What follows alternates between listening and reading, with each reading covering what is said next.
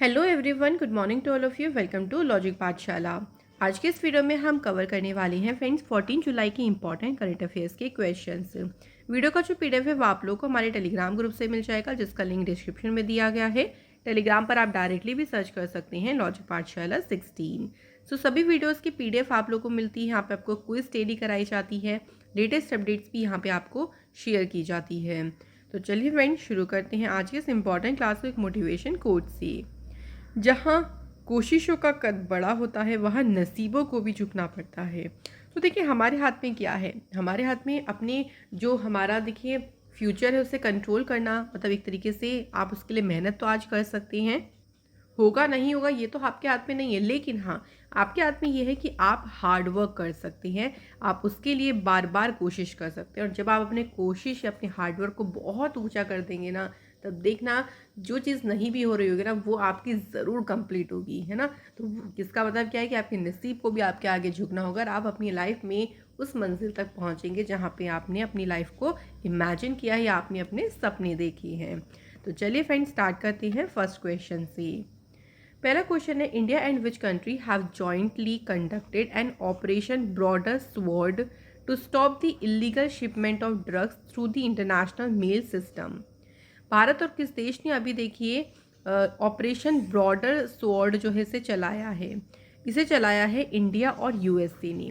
क्यों इसे चलाया है? देखिए कि जो इंटरनेशनल मेल सिस्टम के थ्रू जो भी ड्रग्स का जो इलीगल शिपमेंट होता था, जो अवैध तरीके से देखिए ड्रग्स जाती थी, उनको रोकने के लिए दोनों कंट्री ने जॉइंटली जो है इस ऑपरेशन को कंडक्ट किया है। तो इसका टारगेट यही है कि इंटरनेशनल मेल के थ्रू जो भी इलीगल चीज़ भेजी जा रही है, चाहे वो ड्रग हो, चाहे वो कोई मेडिकल डिवाइस हो, उन सभी को रोकना, उनके शिपमेंट को रोकना, ये इसका मेन टारगेट है इस ऑपरेशन का। अगला question, India and which country have recently launched a multi anticipated trade transaction in rupees. Bharat और किस देश ने अभी हाल ही में रुपए में बहुप्रतिशत व्यापार लेन देन को शुरू किया है? तो इस ट्रांजेक्शन को, जो ट्रेड ट्रांजेक्शन है, इसे शुरू किया है इंडिया एंड बांग्लादेश के बीच, इसे शुरू किया गया है। इसका उद्देश्य ये है कि जो इंटरनेशनल जो करेंसी हो गई, जैसे हम यूएस डॉलर कह दें, उस पर जो डिपेंडेंसी है उसको कम करना, और जो रीजनल करेंसी है और व्यापार है उसको मजबूत करना, कि भाई हम बाहर की करेंसी पे निर्भरता अपनी कम करके अपनी खुद की करेंसी में ही व्यापार करें। यही इसका उद्देश्य है। ये पहली बार ऐसा है जब बांग्लादेश ने यूएस डॉलर के अलावा किसी और फॉरेन कंट्री के साथ में जो है एक बायलेटरल ट्रेड किया है, मतलब यूएस डॉलर को इसमें यूज़ नहीं किया, उन्होंने अपनी रीजनल करेंसी को ही यूज़ किया है ट्रेड करने के लिए। बांग्लादेश की बात करते हैं। कैपिटल है ढाका, करेंसी है टका, प्रेसिडेंट है यहाँ के मोहम्मद शहाबुद्दीन चुपू, और प्राइम मिनिस्टर हैं बांग्लादेश की शेख हसीना। नेक्स्ट क्वेश्चन देखिए। अगला क्वेश्चन है, in which country a national health emergency has been declared due to Guillain Barre syndrome. तो गुइलन बेरी सिंड्रोम के कारण किस देश में अभी राष्ट्रीय स्वास्थ्य आपातकाल घोषित किया गया है? तो ये आपातकाल कहाँ पे लगाया है? पेरू में। तो पेरू में अभी नेशनल हेल्थ इमरजेंसी को डिक्लेयर किया गया। इस जो ये हेल्थ इमरजेंसी इसलिए लगाई गई है ताकि ये जो आउटब्रेक हो गया है, प्रकोप है, इसे रोका जा सके। तो 90 दिन का यहाँ पे हेल्थ इमरजेंसी को लगाया गया है। अच्छा, अगर बात करें गुइलेन बेरे सिंड्रोम की, तो ये एक रेयर डिसीज़ है जो कि आपके न्यूरोलॉजिकल डिसऑर्डर में क्या करता है, एक तरीके से दिक्कत पैदा करता है, जहाँ पे बॉडी का इम्यून सिस्टम जो है मिस्टेकली अटैक कर देता है पेरिफेरल नर्व पर। ठीक है, तो इससे आपका जो न्यूरोलॉजिकल डिसऑर्डर है वो गड़बड़ा जाता है। तो ये एक रेयर डिसीज़ है, और यही वहाँ पे जो बहुत ज़्यादा देखिए इसकी जो है बढ़ रहा है, और इसको रोकने के लिए ही पेरू कंट्री में जो नेशनल हेल्थ इमरजेंसी है उसे डिक्लेयर किया गया है। नेक्स्ट क्वेश्चन है, in which city the third G20 group meeting is held. तीसरी G20 संस्कृति समूह की जो बैठक है वो किस शहर में आयोजित की गई है? तो इस बैठक का फ्रेंड्स आयोजन कहाँ पे हुआ है? हम्पी में। और ये तीसरी G20 कल्चर ग्रुप मीटिंग है, ये भी याद रखिएगा। हम्पी कौन से स्टेट में है? तो याद रखेंगे फ्रेंड्स, ये है कर्नाटक स्टेट में। इससे पहले जो 2 मीटिंग हुई थी उसके बारे में भी ज़रूर ध्यान रखेंगे। पहली हुई थी खजुराहो में और जो दूसरी मीटिंग हुई थी कल्चर वर्किंग ग्रुप की वो हुई थी भुवनेश्वर में। इस बार जो इसकी थीम रही वो क्या थी, harnessing living heritage for a sustainable future. तो ये इसकी रही फ्रेंड्स थीम। तो जितनी मीटिंग्स हो रही हैं हमें उनके एडिशन के साथ साथ वो मीटिंग्स कहाँ हो रही हैं इनके बारे में ज़रूर ध्यान रखना है। बात करें G20 से रिलेटेड कुछ और इम्पॉर्टेंट मीटिंग्स की, तो देखिए तीसरी ट्रेड और इन्वेस्टमेंट वर्किंग ग्रुप की मीटिंग अभी रिसेंट हुई केवड़िया में। अर्बन 20 मिरौल समिट हुआ अहमदाबाद और गांधीनगर में। ओके। और fourth edition of space economy leaders की मीटिंग कहाँ पे हुई, बेंगलुरु में। और ये कौन सा एडिशन था, फोर्थ। स्टार्टअप 20 शिखर सम्मेलन का आयोजन हुआ हरियाणा के शहर गुरुग्राम में। तो बार बार आप पढ़ेंगे तो डेफिनेटली आप इनको अच्छे से याद भी कर पाएंगे। तो करंट अफेयर्स आप जितना रिवाइज करेंगे उतना ही फ्रेंड्स आपके लिए अच्छा है। तो वीकली मंथली ज़रूर वीडियोस को कवर करें और जो रिवीजन वीडियोस होती हैं उनको भी आप लोग ज़रूर देखें। फुल करंट अफेयर्स की एक प्लेलिस्ट है फ्रेंड्स जहाँ पे आपको बहुत सारे रिवीजन वीडियोस मिल जाएंगी, आप लोग वहाँ जाएं, उन वीडियोस को ज़रूर चेक करें। चलिए हम नेक्स्ट क्वेश्चन की तरफ बढ़ते हैं। Which state government has launched pilot project of the Antyodaya श्रम सुरक्षा एक्सीडेंट इंश्योरेंस स्कीम। किस राज्य सरकार ने अंत्योदय श्रम सुरक्षा दुर्घटना बीमा योजना का पायलट प्रोजेक्ट शुरू किया है। मतलब इस योजना को अभी पायलट प्रोजेक्ट पे शुरू किया गया है और इसे शुरू किया है गुजरात के चीफ मिनिस्टर भूपेंद्र पटेल जी जो है उन्होंने इसे लॉन्च किया है। इसका उद्देश्य क्या है कि जितने भी देखिए श्रम योगीज हैं उनके वेलफेयर के लिए उनकी सेफ्टी को इसमें प्राथमिकता या प्रायोरिटी दी जाएगी, ताकि अगर कभी भी कोई एक्सीडेंट हो जाता है इन केस तो उनको फाइनेंशियल सिक्योरिटी मिल सके। गुजरात पहला स्टेट बना है जिसने लॉन्च की है एक स्कीम लेबर्स के वेलफेयर के लिए। ठीक है, तो ये पूछ सकते हैं कि भाई कौन सा स्टेट है पहला स्टेट जिसने लेबर्स के सुरक्षा उनके कल्याण के लिए स्कीम को लॉन्च किया। तो आपका आंसर क्या होगा, गुजरात। गुजरात की बात करते हैं फ्रेंड्स। कैपिटल है गांधीनगर, चीफ मिनिस्टर हैं भूपेंद्र पटेल, गवर्नर हैं Acharya Devvrat. Important national parks में है गिर forest, blackbuck, Vansda, gulf of Kutch marine national park. Important dams में है सरदार सरोवर डैम जो कि नर्मदा रिवर पे है, उकाई डैम है ताप्ती रिवर पे, कदाना डैम है माही रिवर पे।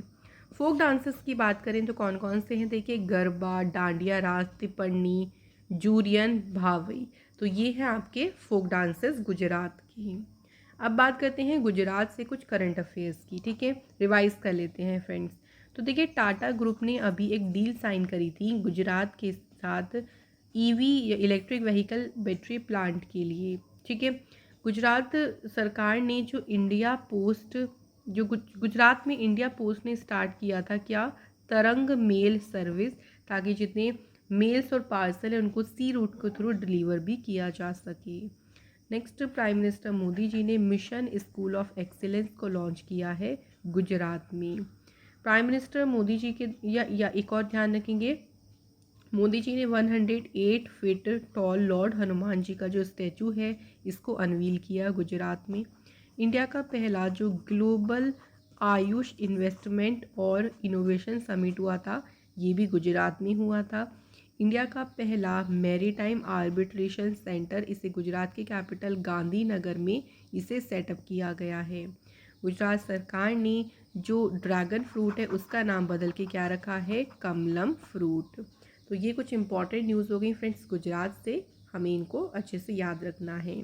तो अब आप बार बार देखिए इस तरीके से रिवाइज करेंगे तो आप डेफिनेटली अच्छे से उसको याद कर पाएंगे।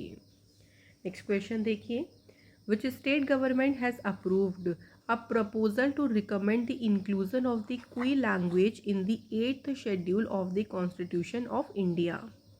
भारत के संविधान की जो 8वीं अनुसूची है उसमें कुई भाषा को शामिल करने के प्रस्ताव को भी मंजूरी किस राज्य सरकार ने दी है, तो इसे मंजूरी दी है देखिए उड़ीसा गवर्नमेंट ने। तो कुई जो है ये साउथ ईस्टर्न द्रविड़ लैंग्वेज है जो कि कांधा कम्युनिटी है उनके द्वारा स्पेशली से बोला जाता है। कोई एक ट्रेडिशनली रिटन यूजिंग इसमें उड़िया स्क्रिप्ट को यूज़ किया जाता है which is also for writing the Odia language. तो 8वीं अनुसूची में से शामिल करने से क्या होगा, देखिए कि ये जो लैंग्वेज है, इसका जो कल्चर है या इस संस्कृति का जो संरक्षण है और एक तरीके से उसका प्रसार करने में और भी जगह लैंग्वेज के बारे में लोगों को पता चल सकेगा, इन सभी में काफ़ी ज़्यादा मदद मिलेगी। अच्छा, अगर हम अपने कॉन्स्टिट्यूशन के 8th शेड्यूल की बात करते हैं तो इसमें 22 लैंग्वेजेस को शामिल किया गया है और अब इसमें कोई भाषा को शामिल करने के प्रस्ताव को भी मंजूरी दी है। किसने? हम उड़ीसा गवर्नमेंट ने। फ्रेंड्स, उड़ीसा से चलिए मैं आपको कुछ और इम्पॉर्टेंट न्यूज़ रिवाइज करा देती हूँ। तो अभी उड़ीसा ने सेलिब्रेट किया था राजा नाम से एक एग्रीकल्चर फेस्टिवल को। उड़ीसा की सरकार ने अम्मा पोखरी योजना को स्टार्ट किया था। नेक्स्ट ध्यान रखेंगे, उड़ीसा सरकार ने एक नई स्कीम मो घर, जो कि एक क्रेडिट लिंक्ड हाउसिंग स्कीम है, इसे भी स्टार्ट किया था। उड़ीसा की सरकार ने जो है धनु यात्रा जो है यहाँ पे शुरू की गई थी, 24/7 पाइप ड्रिंकिंग वाटर प्रोजेक्ट, और इस प्रोजेक्ट को नाम किया दिया था ड्रिंक फ्रॉम टैप। तो 19 शहरों में जो है इस प्रोजेक्ट को उड़ीसा की सरकार ने स्टार्ट किया था। इंडिया की पहली ट्राइबल हेल्थ ऑब्जर्वेटरी ये उड़ीसा में सेट हुई थी। नेक्स्ट, इंडिया की पहली ओलंपिक वैल्यू एजुकेशन को लॉन्च किया गया था उड़ीसा स्टेट में। तो ये कुछ इंपॉर्टेंट न्यूज़ होगी फ्रेंड्स उड़ीसा से। चलिए नेक्स्ट क्वेश्चन पे बढ़ते हैं। क्वेश्चन है, DGCA has recognized the first flying training organization of which state. तो DGCA मतलब क्या है? Directorate general of civil aviation ने किस राज्य में पहले उड़ान प्रशिक्षण संगठन को मान्यता दी है? तो ये मान्यता दी गई है तमिलनाडु स्टेट में। ये जो है वो देश का 36 फ्लाइंग ट्रेनिंग ऑर्गेनाइजेशन रहेगा, जिससे अभी हाल ही में DGCA ने मंजूरी दे दी है। तमिलनाडु की बात करते हैं। कैपिटल है चेन्नई, CM है MK स्टालिन, गवर्नर है RN रवि, राज्यसभा सीटें हैं 18, लोकसभा सीटें हैं 39 और असेंबली सीट है 234। Mudumalai national park, Mukurthi Indira Gandhi national park, Guindy national park, gulf of Mannar marine national park, ये आपके कहाँ पे हैं? तमिलनाडु स्टेट में। अब बात करते हैं कुछ और इम्पॉर्टेंट करंट अफेयर्स की। तो देखिए, तमिलनाडु की पुलिस ने जो है अभी एक नई स्कीम शुरू करी गई थी, जो वुमेन ट्रैवल करती हैं नाइट में उनके लिए। नेक्स्ट ध्यान रखेंगे, तमिलनाडु सरकार ने नीलगिरी तहर कंजर्वेशन प्रोजेक्ट को सेट किया। तमिलनाडु सरकार ने फ्रेंड्स ऑफ लाइब्रेरी प्रोग्राम को स्टार्ट किया था। इसके अलावा शेवास नाम से एक एप्लीकेशन शुरू करी थी, इसकी फुल फॉर्म है sanitation workers health welfare and safety application. Tamil Nadu की सरकार ने सिपकोट इंडस्ट्रियल पार्क जो है इसको इनॉग्रेट किया था। तमिलनाडु सरकार ने पुधुमाई पेन योजना को स्टार्ट किया था गर्ल्स स्टूडेंट के लिए। इंडिया का पहला जो एलिफेंट डेथ ऑडिट फ्रेमवर्क है, इसको कौन लेके आया था? किसने इंट्रोड्यूस किया था? तमिलनाडु ने। स्ट्रीट एनिमल्स के लिए जो पहली एम्बुलेंस है, ये भी तमिलनाडु सरकार ने शुरू की थी। तो ये कुछ इंपॉर्टेंट न्यूज़ होगी फ्रेंड्स हमारी तमिलनाडु से रिलेटेड। बढ़ते हैं अगले क्वेश्चन पे। क्वेश्चन है, which bank has won the best performance in C CASA at ICC emerging Asia banking conclave and award 2022। किस बैंक ने देखिए इसमें सर्वश्रेष्ठ प्रदर्शन का पुरस्कार जीता है? तो बेस्ट परफॉर्मेंस का अवार्ड जो जीता है ये जम्मू कश्मीर बैंक ने इसमें जीता है। ये जो फंक्शन था इसे इंडियन चैम्बर ऑफ कॉमर्स ने ऑर्गेनाइज़ किया था, कहाँ पे? गोवा में। और इस इवेंट में इंडिया, नेपाल, भूटान, बांग्लादेश, श्रीलंका, म्यांमार के जो बैंक्स थे उन्होंने पार्टिसिपेट किया था, जिसमें जम्मू कश्मीर बैंक जो है इसे अवार्ड मिला है बेस्ट परफॉर्मेंस का। अवार्ड्स की बात हो रही है तो चलिए कुछ और इम्पॉर्टेंट अवार्ड्स को रिवाइज करते हैं। गोवा के राइटर हैं दामोदर माउजो, ध्यान रखेंगे इन्हें 57th ज्ञानपीठ अवार्ड मिला था। बुल्गारिया के राइटर जियोर्जी गॉस्पिडनोव, इन्होंने इंटरनेशनल बुकर प्राइज़ जीता उनके नोवेल टाइम शेल्टर के लिए। South Asian film festival of Montreal ने ऑनर किया गौरी को with best long documentary award से। इसके अलावा माइकल डगलस, इनको रिसीव हुआ ऑनरी पाम डी और अवार्ड एट कांस में। और रशियन पोएट है मारिया स्टेनपेनोवा, इन्होंने जीता लीप्जिग बुक प्राइज 2023। तो ये मोस्ट इम्पॉर्टेंट न्यूज़ है फ्रेंड्स और कुछ अवार्ड्स की। नेक्स्ट क्वेश्चन पे बढ़ें। Who among the following player has become the first player to win the player of the month award 3 time. 3 बार देखिए प्लेयर ऑफ द मंथ पुरस्कार जीतने वाली पहली खिलाड़ी कौन बनी है? सही आंसर होगा एशले गार्डनर।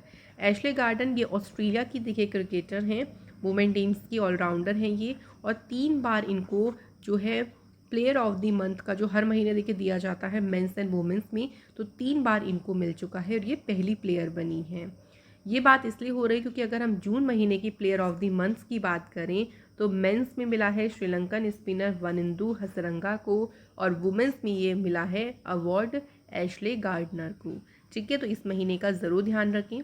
बाकी महीनों को चलिए एक बार रिवाइज करते हैं। तो आईसीसी मेंस की बात करें प्लेयर ऑफ द मंथ की, तो जनवरी के लिए मिला इंडिया के शुभमन गिल को, फरवरी में मिला इंग्लैंड के हैरी ब्रूक को, मार्च में मिला बांग्लादेश के शाकिब अल हसन को, अप्रैल में मिला पाकिस्तान के फ़ाकर जमन को, और मई महीने में मिला आयरलैंड के हैरी ट्रैक्टर को। इसी तरह से बात करें ICC women's player of the month की, तो देखिए जनवरी में किसे मिला है? इंग्लैंड की ग्रेस स्क्रेवेंस को, फरवरी में मिला ऑस्ट्रेलिया की एशली गार्डनर को, मार्च महीने के मिला है रवांडा की हैंड्रिटे इशम्बे को, अप्रैल में मिला थाईलैंड की नरुमेलोर चाइवई को, और मई के लिए मिला थाईलैंड की थेपाचा पुथावोंग को। तो ये हमें वुमेन्स में भी ध्यान रखनी है जनवरी से देखिए, और मेंस में भी। तो इसी के साथ हमारे क्वेश्चंस का सिलसिला कंप्लीट होता है। चलिए अब बात करते हैं स्ट्रैटेजी के क्वेश्चंस की। पहला क्वेश्चन देखिए क्या है? The author of world famous Harry Potter series is dash. Harry Potter series आप सभी ने ज़रूर देखी होगी, इसकी ऑथर कौन है? ये बहुत फेमस सीरीज है और इसकी ऑथर है कौन? जेके राउलिंग। ठीक है, तो वेरी इंपॉर्टेंट क्योंकि अक्सर एग्जाम में पूछ लेते हैं। कुछ अरुंधति रॉय की बुक्स के बारे में आपको बता देती हूँ, जैसे कि the God of small things, ये बुक किसने लिखी है? अरुंधति रॉय ने। अरुंधति रॉय ने एक और इम्पॉर्टेंट बुक लिखी है Kashmir the case for freedom, तो ये भी इन्होंने लिखी है। और इसके अलावा the ministry of utmost happiness, ये बुक भी किसने लिखी है? अरुंधति रॉय ने। अगला क्वेश्चन देखिए, Fatehpur Sikri was founded as a capital of Mughal empire was dash. Fatehpur Sikri की स्थापना किसके मुगल साम्राज्य की राजधानी के रूप में की गई थी? तो आंसर हो जाएगा यहाँ पे अकबर। फतेहपुर सीकरी टाउन जो है इसे मुगल एम्परर अकबर के द्वारा बिल्ड किया गया था, और उन्होंने प्लान किया था अपनी इसको कैपिटल बनाने की। लेकिन यहाँ पे क्या हुआ था कि वाटर की शॉर्टेज हो गई थी, जिसकी वजह से इसको खाली कर दिया गया था शहर को। उसके बाद विदिन 20 ईयर्स जो मुगल की कैपिटल थी वो कहाँ शिफ्ट हो गई थी? लाहौर शिफ्ट हो गई थी। फतेहपुर सीकरी को बिल्ड किया गया था बिटवीन 1571 एंड 1585 के बीच इसे बिल्ड किया गया था। यहाँ अगर मुग़ल डायनेस्टी की बात करती हैं तो बाबर ने इसकी स्थापना की थी कब? 1526 में। जो पहली बैटल हुई थी जो पानीपत की, ये बाबर और इब्राहिम लोदी के बीच हुई थी कब? 1526 में। ठीक है, बाबर की और हम फाइट्स की बात करें तो बाबर की फ़ाइट हुई थी जैसे बैटल ऑफ चंदेरी। तो बैटल ऑफ चंदेरी किस किस के बीच हुई थी? बाबर और मेदनी राय के बीच हुई थी कब? 1528 में। ये याद रखेंगे फ्रेंड्स। नेक्स्ट क्वेश्चन देखिए, who was the court poet of Samudragupta. Samudragupta के दरबारी कवि कौन थे? आंसर होगा हरिसेन। तो हरिसेन जो थे वो कोर्ट पोएट थे गुप्ता एम्परर समुद्रगुप्त के। इसके अलावा अगर बाणभट्ट की बात करते हैं तो ये कोर्ट पोएट थे किसके? किंग हर्षवर्धन के। नेक्स्ट देखिए, चंद्रबरदाई की बात करते हैं तो ये कोर्ट पोएट किसके थे? पृथ्वीराज चौहान के। और भाव विभूति जो थे ये कोर्ट पोएट थे किंग कन्नौज के किंग यशोवर्मन के। ठीक है, तो ये तीनों भी ध्यान रखें फ्रेंड्स। अगला क्वेश्चन देखिए, Maginot line exist between which countries. तो जो मैगीनोट रेखा है वो किस देश के बीच है? तो ये है फ्रांस एंड जर्मनी के बीच। और ये जो लाइन थी इसको कंस्ट्रक्ट किया गया था कब? 1930 में। ठीक है, ध्यान रखेंगे। नेक्स्ट क्वेश्चन है, which of the following rulers issued copper coins named as jital. तो जितल नाम से तांबे के सिक्कों को जारी किसने किया था? Answer is Iltutmish. इल्तुतमिश जो थे ना, ये थर्ड रूलर थे दिल्ली सल्तनत के। उन्होंने देखिए कॉपर कॉइन, जिन्हें जित्तल नाम दिया था, इसे शुरू किया था। ऑल्सो सिल्वर कॉइन, और सिल्वर कॉइन को नाम क्या दिया था, टंका, ये भी शुरू किए थे इल्तुतमिश ने। तो यहाँ पे क्वेश्चंस का सिलसिला भी हो जाता है कंप्लीट। अब फाइन बारी आती है रिवीजन की, तो चलिए स्टार्ट करते हैं। फर्स्ट क्वेश्चन है, India mango festival Aamras has been inaugurated in which country. तो इस महोत्सव का उद्घाटन कहाँ पे किया गया है? आंसर होगा फ्रेंड्स कहाँ पे, रशिया में। Next question, according to global fire power a data website that track global defense related information, इसके अकॉर्डिंग किस कंट्री की मिलिट्री फोर्स सबसे वीकेस्ट है? देखिए, तो सबसे वीकेस्ट जो है वो भूटान की है। सबसे अगर हम मोस्ट पावरफुल मिलिट्री की बात करते हैं तो सबसे पावरफुल है यूएस की, और अभी जो इंडिया की है वो कौन से नंबर पे है? इसमें 4th नंबर पे।